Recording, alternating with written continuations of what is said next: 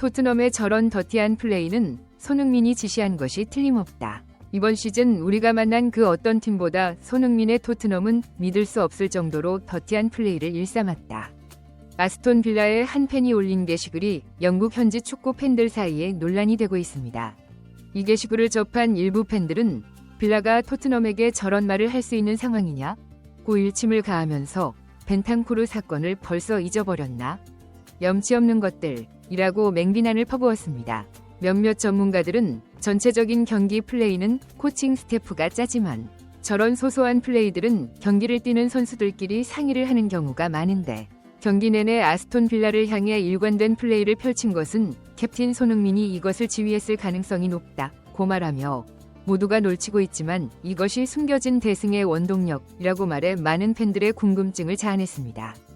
토트넘 호스퍼는 11월 3일 오후 11시 영국 런던 토트넘 호스퍼 스타디움에서 열린 아스톤 빌라와의 2024-2025 잉글랜드 프리미어리그 10라운드 경기에서 4대1로 대승을 거두며 상위권 도약의 발판을 마련했습니다.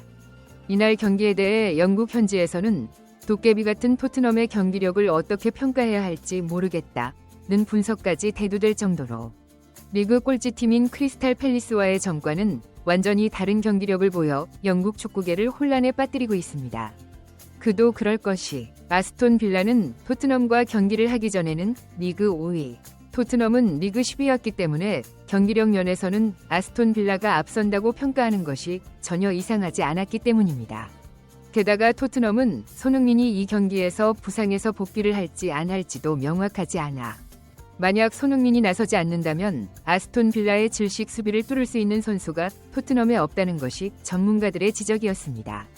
아스톤 빌라는 EPL에서도 아주 거친 축구를 하는 것으로 정평이 나 있어 크리스탈 팰리스 전에서 너무 얌전하게 플레이를 했다는 지적을 받는 토트넘이 과연 이런 거친 축구를 하는 아스톤 빌라의 압박을 이겨낼 수 있을 것인지 일부 전문가들은 고개를 갸웃하고 있었던 것이 사실입니다. 일부 전문가들의 이런 염려가 근거가 있는 이유는 지난 시즌 아스톤 빌라와의 경기에서 상대 오른쪽 풀백 매트 캐시가 6개월 만에 부상에서 복귀해 단 3경기를 치른 벤탄쿠르를 담가버리는 만행에 가까운 파울을 범해 벤탄쿠르를 또다시 3개월 아웃시켜버려 이 광경을 지켜본 65.000여 토트넘 홈팬들의 분노를 촉발했습니다. 벤탄쿠르가 실려나간 뒤 매트 캐시가 공을 잡을 때마다 터져나오는 그 당시 홈팬들의 야유는 토트넘 팬들이 아스톤 빌라의 거친 축구에 엄청난 분노를 뿜어내고 있다는 것을 여실히 증명했는데 이 경기에서 토트넘은 결국 1대2로 졌습니다.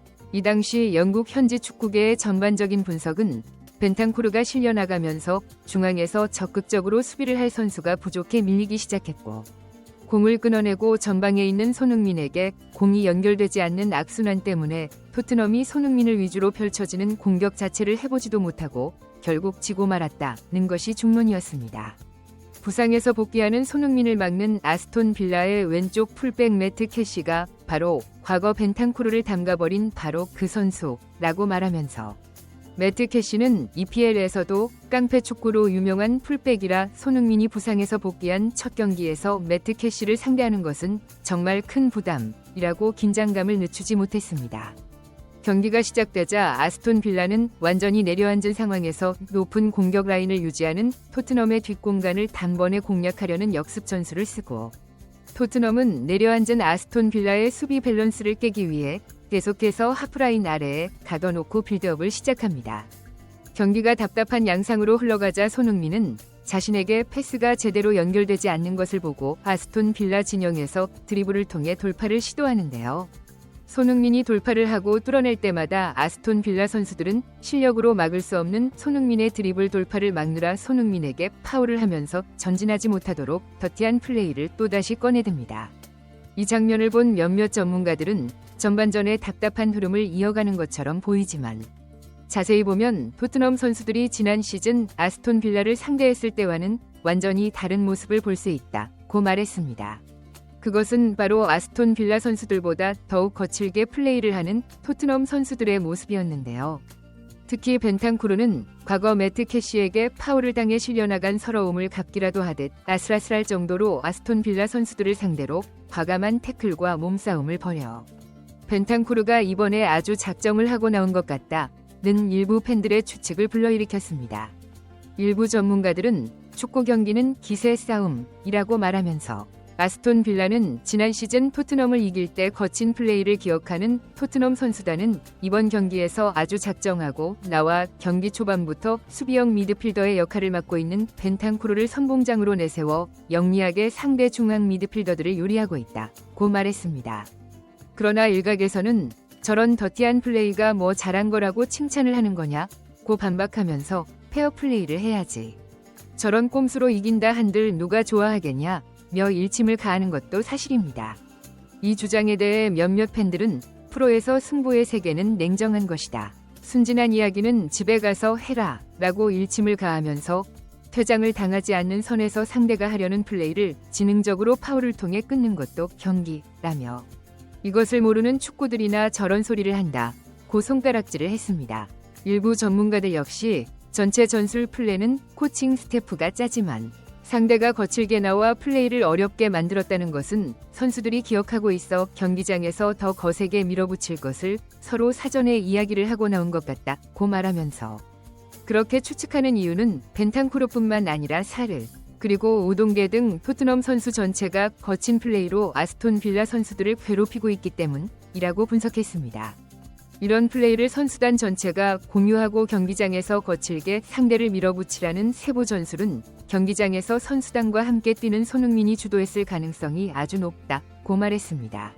그들은 이런 분석의 근거로 주장은 그라운드의 감독이라고 말하면서 피치라인 밖에 있는 감독은 상황이 급격하게 변하는 축구 경기에서 선수 교체 말고는 상황에 바로바로 대처할 수 없기 때문에 선수들 중에 경험이 많고 노련하며 전술적 이해가 매우 뛰어난 선수를 주장으로 선임해 선수들이 순간순간 급하게 변하는 그라운드의 속 상황에 대처하는 것이라 말했습니다. 그래서 손흥민이 아스톤 빌라를 거칠게 밀어붙이도록 경기장에서 선수들에게 지시했을 가능성이 거의 99.99%라고 말했습니다. 전반전을 비록 0대1로 끌려가는 상황이었지만 후반전이 되자 이런 거친 플레이가 아스톤 빌라 선수들에게 엄청난 피로감을 주기 시작했고 손흥민의 후반 5분 만에 터진 동점골이 모든 상황을 바꿔놓았습니다. 아스톤 빌라의 우나이 에메리 감독은 후반전 너무 이른 시간에 토트넘이 골을 넣어 흐름이 바뀐 것을 우리가 다시 가져오지 못한 것이 패배의 원인이라고 말하면서 토트넘은 강한 팀이다. 특히 손흥민이 있을 때 토트넘은 완전히 다른 팀으로 변한다. 모든 것이 뜻대로 되지 않았다고 고개를 떨구었습니다. 아스톤 빌라의 한 팬은 자신의 개인 SNS에 토트넘이 이번 경기에서 이길 자격이 있긴 했지만 굉장히 더러운 플레이를 일삼았다고 말하면서 우리가 겪은 팀들 중 가장 더티한 팀이라고 비난했습니다. 이 주장을 접한 일부 팬들은 경기 내내 토트넘 선수들이 왜 저렇게 아슬아슬한 파울을 하는지 조마조마했는데 분석을 듣고 보니 이해가 된다. 손흥민이 후반전 이른 시간에 교체되어 나온 것도 아마 저런 더러운 플레이를 하는 아스톤 빌라를 상대로 손흥민이 부상을 입을까봐 걱정되어서인 듯 보인다. 고 말에 많은 팬들의 큰 공감을 얻었습니다. 구독 및 멤버십 가입은 매일 더 나은 영상 제작 열정을 타오르게 합니다. 이상